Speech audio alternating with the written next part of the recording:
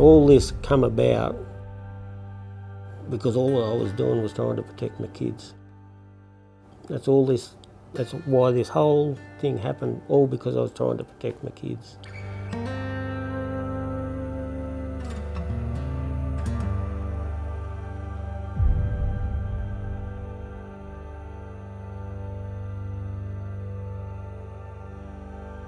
It went on in court. The police prosecutor said to me at one stage, well, it doesn't look like we're going to win because he's a very good liar.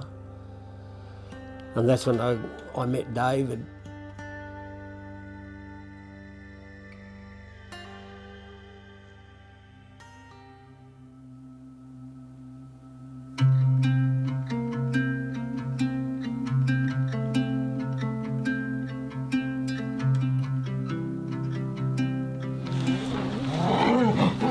Got something slightly different today. A few weeks ago, I met someone called Jeff from Picton. He is a top bloke, and I'm trying to do something to help him. He's a victim, if you want, of the court system.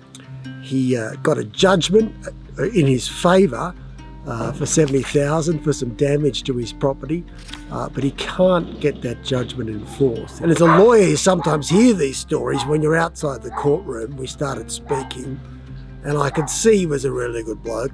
And as a lawyer, you feel, I want to do something for this guy. We're not sure quite how we're going to go yet, but we're trying to get the law to recognise or at least get Jeff the money back that he's owed in a judgment for the damage to this property.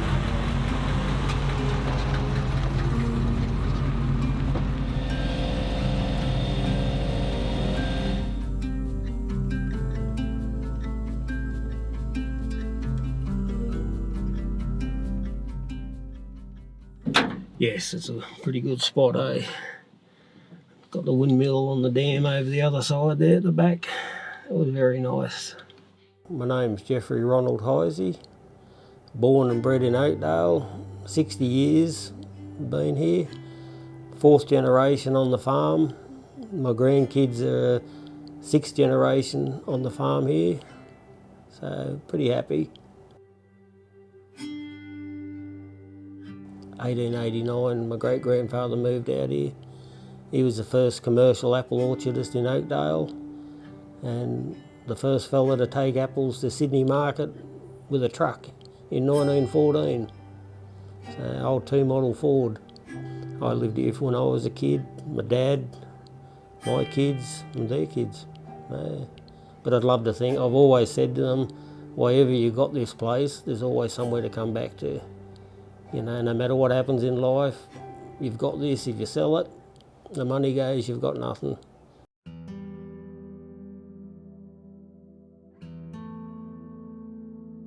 That all started when the local drug dealer was coming to my place to see me boys and that, and I found out that he was a drug dealer, and I told him not to come here anymore.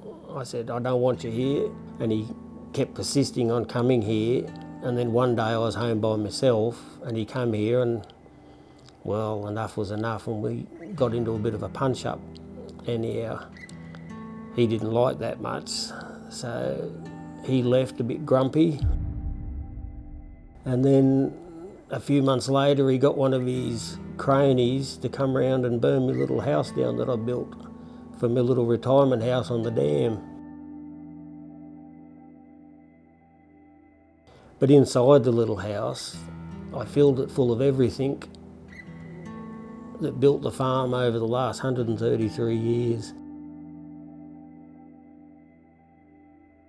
And the reason we know it was him, because the fella that burnt the house down, as he fled the scene, he dropped his mobile phone. I don't know how, but it was 2 o'clock in the morning, bit drizzly rain, pitch dark, and Billy, me young bloke, he found the phone in the paddock in the dark. And the fella that owned the phone, he tried to ring it because he'd figured at this stage that he'd lost it. Anyhow, Billy answered the phone. He goes, oh, I've lost my phone. And young Bill said, yes, I've got the phone. You know exactly where it is. And then he hung up. Anyhow, Then the detectives and that come out, they had a look. They found a gas bottle in the house that they'd used to ignite the fire and everything. Anyhow, they went and arrested the fella, and he had an accomplice with him, a young bloke that was driving the car. They arrested him too. It went on in court. The police prosecutor said to me at one stage, well, it doesn't look like we're going to win because he's a very good liar. And that's when I met David, and I was telling him the situation, and he was pretty disgusted with the way everything was going. At the end of the day, the judge, he found the fella guilty on every single charge, which was good, but then he sent him away to be assessed for home detention. Anyhow, when it went back to court, the people that assessed the fella for home detention, they said he didn't qualify, he wasn't eligible for home detention, which I thought, great, he's going to jail. But the judge, for some reason, I don't know why, said we can overrule that and sentence him to 15 months home detention, but he could leave home at 5:30 in the morning as long as he was home by 9 o'clock that night, which to me, that is not home detention, that is not any punishment at all. And he never paid the compensation, the fella. So I went back to court to get the sheriffs onto the job. They went round there and said, well, we can't find him, so if we can't find him, he doesn't pay. So in desperation, I rang David up, and he said he might be able to help. So that's why we're here today talking. You know, the bloke's got no punishment at all. The law, as far as I'm concerned, is designed around the criminal. It protects the criminal more than it protects the victim. You know, and it's disgusting. This fella, he was outside the court laughing. He thought he'd had a great victory, you know. And I walked away just distressed, thinking, well, this is just wrong. There was stuff in there from my great-grandfather, from sawmilling, apple orcharding, my grandfather, my dad. There was a bed in there that belonged to my pop's sister. She had a private hospital in Camden, and my great-grandmother died on that bed, and my grandfather died on that bed. And I had a ledger in there that I'd been writing in for 20 years. And there was so much family history in that house, and it was just all burnt, destroyed. There was nothing that could be saved. Well, by the time I got down there, my neighbour down the road, he was working night shift. He called in and told me my house was on fire. So I rushed down there, but there was nothing I could do. I had my firefighting equipment, but the house was engulfed. You know, it was just pointless. I tried my best, but and that's what hurt the most, all the family history, just gone. Things that people don't understand, like a little kitchen chair that's worth nothing, but my grandfather sat on that chair, had all his meals on it. I sat on his knee on that chair, just gone, you know. So much history, Oakdale history, just up in smoke for no reason. This fella that burned it didn't even know me, never met him before in my life.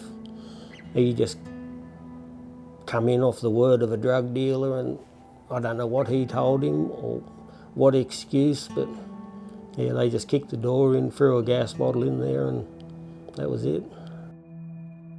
And he's not held accountable for anything. He doesn't have to pay me. He'll just say, got no money, see you later. And that's it. My boys found him on Facebook on Marketplace. He's got that much equipment, trucks, machinery, selling it all, liquidating all his assets. So if the sheriffs do catch up with him, he just say he's got nothing because he's liquidated it all into cash. And that's what I can't understand. If my boys can find all this stuff on Facebook and Marketplace, why can't the sheriffs, why can't the law, why can't they look at this and go, well, this fella's got all this equipment selling it, why isn't he paying? Knock the guts out of me, to be honest with you. I know some people might think it's, you know, it's a bit weak of me and that to let it get to me so much, but strive my whole life to get something like this, and when I finally got it, I thought how lucky I was to have it, and then never got to enjoy it because it was only just finished being built, and I'd basically just finished decorating it with all the stuff when these buggers burnt it down. And you know, they didn't care, they just kicked the front door in, and surely they must have seen what was in there and gone, you know, why am I burning this? But they didn't. They just didn't care. You know, I just want a bit of justice, that's all I want.